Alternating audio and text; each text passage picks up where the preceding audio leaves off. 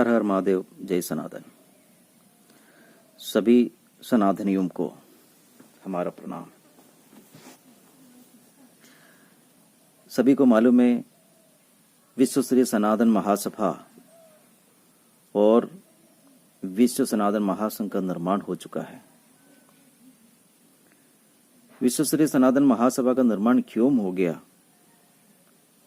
किस काम के लिए हो गया, इसका बारे में आप लोग के सामने कुछ बात रखना बहुत जरूरी लगा, क्योंकि हम लोग हर जगह में हमारा काम आगे बढ़ रहा है, तो सभी लोग के सामने ये विषय पूर्ण रूप में समझना बहुत जरूरी है। विश्व स्तरीय सनातन महासभा, उसका लक्ष्य क्या है? उसका लक्ष्य एक ही लक्ष्य में हम लोग काम कर रहा हूं, क्योंकि पूरा विश्व सनातन था, सनातन है और सनातन ही रहेगा। तो पूरे विश्व में सनातन था। सनातन संस्कृति और संस्कार कोई भी व्यक्ति का निर्माण नहीं है। सनातन संस्कृति और संस्कार आदि अनंत काल से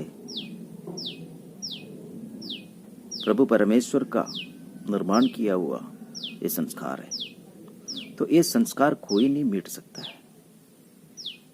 हाँ, काला काल में हर समय कोई विरुद्ध शक्ति निर्माण होता है और उन लोग कोशिश करते हैं ये संस्कृति को खत्म करने के लिए, नहीं तो उन लोग का संस्कृति हमारे ऊपर थोपने के लिए। ये काला काल में चलते आ रहा हूं। ये आज का नहीं, युग युग में ऐसा बहुत बार कोशिश किया है। उसको हम लोग आसुरिक शक्ति ये बोलता है। लेकिन एक बात समझना बहुत जरूरी है, क्योंकि कोई भी शरीर, कोई भी आदमी, कोई भी संस्कृति निर्माण करेगा तो उसी में कभी भी कुछ ना कुछ कमी रह जाता है, क्योंकि अपना लक्ष्य को पूर्ण करने के लिए उसी में विद्वेष का भाव, दूसरे को नीचा दिखाने का भाव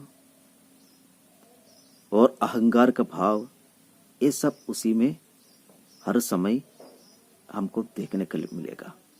जो आज का समय में ऐसा कौम का निर्माण कोई ना कोई किया, तो उसी में सबसे ज्यादा आज देख रहा हूं एक दूसरे के ऊपर लड़ाई, अपना कौम बड़ा ये दिखाने के लिए दूसरे को नीचा दिखाना और दूसरे के ऊपर अत्याचार करना।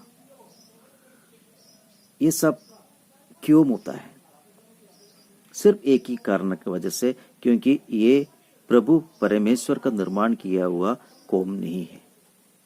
यदि प्रभु परमेश्वर का निर्माण किया कौम है तो कोई भी कौम दूसरा किसी को ऊपर अत्याचार करना सीखेगा नहीं, क्योंकि हमको मालूम है प्रभु एक ही है। तो प्रभु एक ही है तो बाकी सब प्रभु का संतान है। तो एक दूसरे के ऊपर अत्याचार करना मीन्स अपना भाई का ऊपर अत्याचार करना जैसा ही है। तो कभी भी प्रभु ये नहीं सिखाएगा क्योंकि दूसरे को अत्याचार करो, दूसरे को, माँ को, बहन को अपना हथियार बनाओ, ऐसा कभी नहीं सोचेगा। यदि ऐसा कोई भी सोचे तो समझ ले वो प्रभु का निर्माण किया हुआ नहीं है, किसी ने किसी व्यक्ति अपना स्वार्थ के लिए निर्माण किया कौम होगा। इसके लिए हमको हमारा प्रभु परमेश्वर निर्माण किया हमारा संस्कृति और संस्कार, सनातन संस्कृति और संस्कार में ही रहना है। बीच बीच में ऐसा कोई ना कोई किसी न किसी नाम से आता है, क्योंकि ये प्रभु का ही लीला है। क्योंकि हमको खुद को समझने के लिए और हमको खुद को हमारा संस्कृति और संस्कार के बारे में और गहराई में सीखने के लिए ऐसा कभी कभी आता है। तो आज हमारा समय में भी ऐसा कुछ विकृत मानसिक अवस्था आदमी लोग, शरीर ऐसा कार्य कर रहा हूं। लेकिन कितना भी करो हमारा संस्कृति और संस्कार किसी को खत्म करने नहीं हो पाएगा, क्योंकि ये प्रभु परमेश्वर का निर्माण किया संस्कृति है।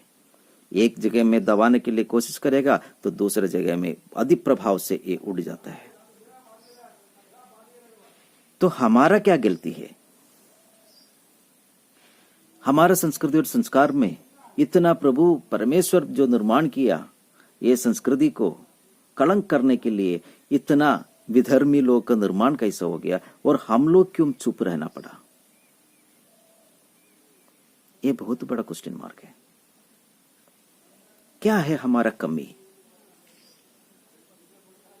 तो वो कमी को निकाल के वहां जगह में हमारा ओरिजिनल जो सनातन संस्कृति का धर्म है वो हमको शुरुआत करना है। हमको किसको मारना नहीं है, किसको पीटना नहीं है, किसको नीचे दिखाना नहीं है, किसी को अच्छा किसी को बुरा ये हमको करना नहीं है। हमको सिर्फ अपना संस्कृति और संस्कार को आने वाले को पीढ़ी को देना है और उन लोगों को समझाना है, हमको आगे बढ़ना है।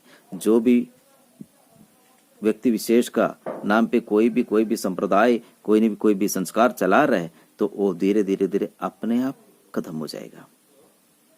हमको कुछ करने की जरूरत नहीं, क्योंकि जिसको निर्माण हो चुका है उसको अंत भी निश्चित है। इसके लिए वो ऐसा ही लड़ के खत्म हो जाएगा। हमको करना क्या है? हमारा लक्ष्य क्या है? हमारा संस्कृति और संस्कार जो प्रभु परमेश्वर दिया हुआ संस्कार को आगे बढ़ाने के लिए हमको क्या करना है? विश्व स्तरीय सनातन महासभा सनातन महासंघ का एक ही लक्ष्य है, हमारा संस्कृति और संस्कार हर घर पे, हर राष्ट्र में, हर राज्य में, हर घर पे, हर व्यक्ति कब तक पहुंचाए, उन लोग को समझाए। क्या समझाना है? क्योंकि एक व्यक्ति कैसा होना है, एक व्यक्ति निर्माण कैसा होना है और हमारा संस्कृति और संस्कार को कैसा संरक्षण करना है, ये सिखाना ही सनातन संस्कृति और संस्कार का लक्ष्य है। तो इसी में पहले जो कार्य है वो कार्य हम लोग शुरुआत कर रहा है। धीरे धीरे हर जगह में उसका काम शुरू किया है। ये हम लोग आज का दिन आपके सामने ये विषय रख रहा है। पहले हमारा कार्य है हमारा आने वाला पीढ़ी को हमारा संस्कृति और संस्कार देना। वो कैसा देना? सनातन संस्कृति और संस्कार में हर समय ऋषि मुनि लोग अपना संस्कृति और संस्कार हम अपना शिष्य लोग को नहीं तो आने वाला पीढ़ी को देने के लिए हर आश्रम में गुरुकुल चलता था। विधर्मी लोग वो गुरुकुल को अंत करवाया और उन लोग अपना अपना एजुकेशन सिस्टम हमारा ऊपर थोपने के लिए कोशिश किया। इसका वजह से हमारा संस्कृति और संस्कार हमारा आने वाला पीढ़ी को मिला नहीं